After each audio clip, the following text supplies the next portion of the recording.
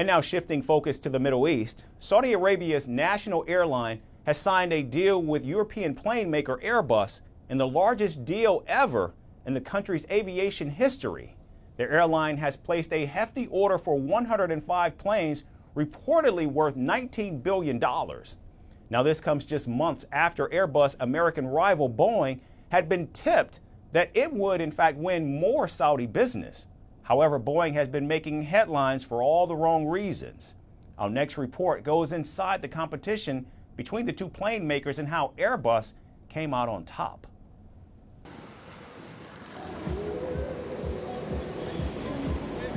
Saudi Arabia's national airline has signed its largest ever aircraft deal with Airbus.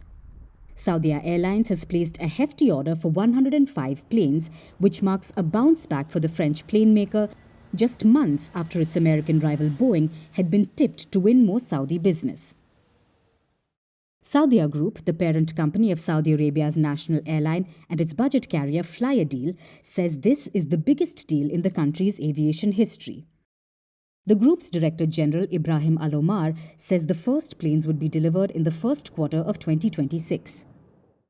At present, Saudia Group's current fleet includes 93 Airbus and 51 Boeing aircraft. Now, the latest deal increases the group's existing backlog of Airbus orders to 144 aircraft. The 105 newly ordered jets are from the A320neo family and are reportedly worth $19 billion. In a separate statement, Al-Omar said that the latest Airbus deal would help realize Saudi Crown Prince Mohammed bin Salman's Vision 2030. It's a program launched by Riyadh that aims to diversify the nation's economy away from oil. A key part of it is making Saudi Arabia an attractive destination for tourists. The country hopes to attract 150 million tourists every year by 2030.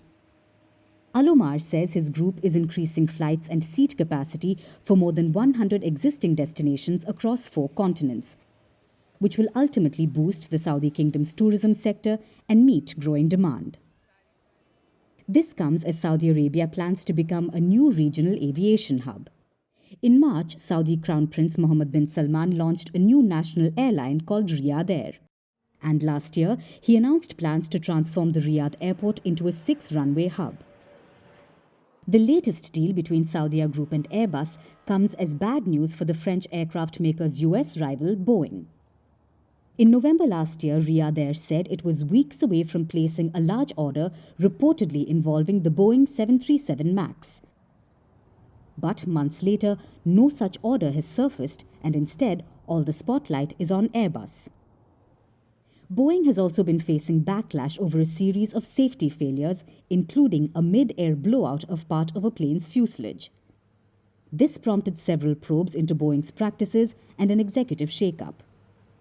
But the trouble for the American aircraft maker is not new.